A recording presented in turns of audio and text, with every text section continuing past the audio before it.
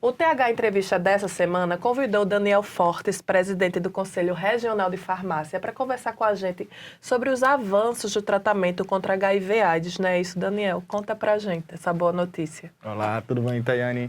Exatamente, né? Hoje em dia existem muitos novos tratamentos que foram incorporados, né? E todos eles atendidos pelo SUS e que beneficiam demais os pacientes portadores do HIV de forma a proporcionar uma qualidade de vida melhor, né? E mais segurança no tratamento. Legal. Agora, no dia 1º de dezembro, né, foi o Dia Mundial, né, da luta contra a AIDS, e ainda existe muito preconceito, né, com relação às pessoas, mas a gente já vive um momento em que o tratamento está mais avançado, dá para a pessoa ter uma vida normal, até ter filhos, né? Mas a pergunta é, onde é que entra o farmacêutico nessa questão do tratamento? A primeira barreira que a gente tem que vencer no tratamento para o HIV é justamente o preconceito, né? Existe muito preconceito em relação ao diagnóstico que vai ser obtido, a manifestação da doença para as pessoas que estão ali ao seu entorno e também na adesão ao tratamento. Esse tratamento, ele normalmente vai vir acompanhado de alguns efeitos colaterais, principalmente no início, quando a carga viral do paciente ainda é muito elevada. Mas a sequência do tratamento e o ajuste das doses para cada paciente individualmente, ele vai fazer com que aquela carga viral reduza e aí esses efeitos adversos eles vão melhorando, o paciente vai tendo aquela qualidade de vida que lhe foi prometida. É nesse momento que o farmacêutico atua, promovendo essa adesão para que o paciente não desista do tratamento no seu início, que é a parte mais difícil, e depois monitorando, né, acompanhando esse tratamento e possíveis reações adversas que possam surgir decorrente dele. O tratamento ele é todo feito de forma gratuita, né, pelo SUS. Mas as pessoas ainda têm muita dificuldade de procurar, se sentem envergonhadas de ir atrás disso, de conversar com o farmacêutico e pedir o remédio? Como problema de saúde pública, o tratamento do HIV só pode ser dispensado pelo SUS, ele não pode ser comercializado. Tá?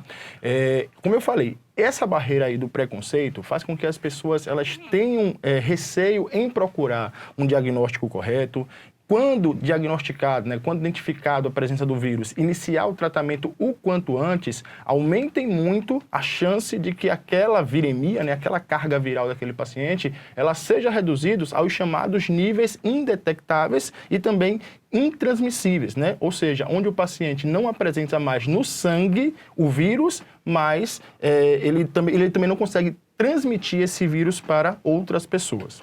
A transmissão, a gente sabe que ela é mais comum, né, com questão com relações sexuais. E as pessoas ainda têm o receio de usar o mesmo talher, a mesma toalha, mas não condiz. Não. A transmissão ela se dá única e exclusivamente a partir dos fluidos corporais do paciente infectado para um paciente sadio. Normalmente acontece por transfusão sanguínea, né? Mas hoje os bancos de sangue eles têm mecanismos de controles muito rigorosos, o que reduzem muito a chance disso acontecer. Pode haver a transmissão vertical, que é aquela transmissão que acontece da mãe portadora do HIV para o filho, mas também existem tratamentos hoje que impedem que essa infecção seja realizada, seja transmitida, e a principal via realmente é através da relação sexual sem o uso de preservativos, né? E aí essa relação sexual, ela acontece de uma forma que expõe em risco as pessoas que tiverem contato, relação sexual com o paciente portador do HIV. A terapia ela é importante porque mesmo em casais onde um dos cônjuges seja portador do HIV, ela pode impedir com que o outro seja contaminado. Até pouco tempo atrás existia muito a relação da AIDS com homossexuais, né? Inclusive eles eram proibidos de doar sangue.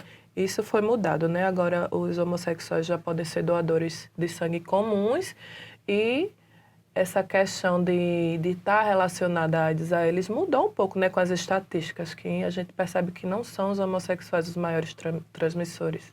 Perfeito, né? A epidemiologia do HIV, ela mudou. Desde a sua descoberta lá na década de 80, o público que realmente sempre foi a maior parcela em termos percentuais de portadores de HIV era o público homossexual. né? Mas com os avanços do tratamento, com o avanço das campanhas de prevenção, de educação em saúde e também com a globalização, né, da sexualidade em si, a gente percebe que essa pirâmide ela passou a ter um formato diferente, existe uma maior homogeneização, uma maior igualdade entre os públicos que são afetados pela doença e hoje, com as técnicas de rastreamento muito avançadas, fica completamente inconsistente, inadequado manter segregação em relação, por exemplo, às transfusões sanguíneas daquele público homossexual, porque a epidemiologia do HIV ela vai muito além do que da orientação, né? Está muito mais relacionado ao comportamento sexual, independente dele ser hétero ou dele ser homossexual. E com relação às campanhas, elas têm sido eficientes e o número tem diminuído cada vez mais. Eu li algum artigo falando que os jovens, essa geração de hoje, né, mais jovem, está voltando a não usar preservativo. É como se a AIDS tivesse saído de pauta e as pessoas estivessem menos preocupadas. Faz sentido? Eu acho que faz todo sentido, né? É como se, quando não se estão buzinando na frente da sua casa, você perde, né, o senso de proteção.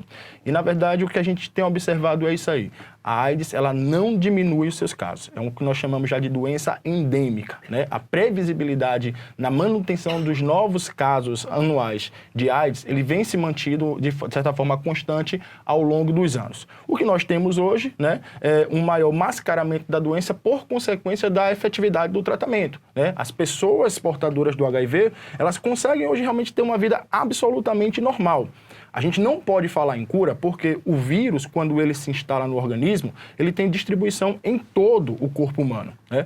Obviamente, para a gente rastrear aquele vírus, a gente procura aquele vírus no sangue. Então, aquele vírus no sangue é o que diz pra gente se o paciente está ou não está transmitindo aquele HIV. No entanto, mesmo um paciente que não tenha o vírus no sangue, esse vírus ele pode se dirigir para outros órgãos, por exemplo, o cérebro, né? E ele fica compartimentado ali. Se aquele paciente suspende o tratamento, aquele vírus ele pode começar a voltar a se multiplicar e retornar novamente para a corrente sanguínea, onde novamente ele vai poder ser transmitido. Então, essa sensação de cura, essa sensação de segurança, essa sensação de efetividade do tratamento, acaba deixando as pessoas um pouco menos receosas, né? Elas perdem um pouco o medo do que é aquela doença lá. E é importantíssimo que nós consigamos seguir com essas campanhas de conscientização. O uso de preservativo, né, principalmente porque é a grande forma da gente combater, a única forma que a gente tem de combater a transmissão de HIV através de relações sexuais, ela precisa ser incentivada. O governo federal, ele faz campanhas, distribui gratuitamente nas unidades de saúde, tanto preservativo masculino quanto preservativo feminino, mas nós precisamos também levar essa indicação, essa iniciativa para as empresas privadas. É preciso que farmácias, consultórios médicos, consultórios odontólogos preparem também seus pacientes, né, orientem seus pacientes em relação aos riscos na transmissão do HIV, porque só assim a gente vai conseguir reduzir os níveis de transmissão que são sempre muito altos. Joia, Daniel. Para terminar nossa entrevista, o que é que você teria para dizer para alguém que tem suspeita de que pode estar com a doença, dá para viver com a doença, não precisa se desesperar? A primeira coisa, se teve qualquer comportamento de risco, né? Manteve uma relação sexual desprotegida com uma pessoa que você não conhece ou que possa ter esse vírus do HIV, procurar uma unidade de saúde para que se faça o diagnóstico. Hoje as unidades básicas de saúde, elas já realizam testes rápidos e com os resultados dos testes rápidos, o paciente já pode, inclusive, iniciar o tratamento, né? É feito 2 testes rápidos de marcas diferentes. Se os 2 derem positivos, aquilo caracteriza-se como um diagnóstico e o médico já pode prescrever o tratamento para que ele possa pegar gratuitamente nas unidades especializadas, né? Nos centros especializados para a dispensação desses medicamentos antirretrovirais. Então, correr atrás desse diagnóstico, na dúvida, faça o teste e, caso dê positivo, entender que é uma situação viral, como tantas outras que a gente encontra na vida. A gente sobrevive com hepatite, a gente sobrevive com outras doenças infecto-contagiosas e a gente também sobrevive bem com AIDS, com HIV.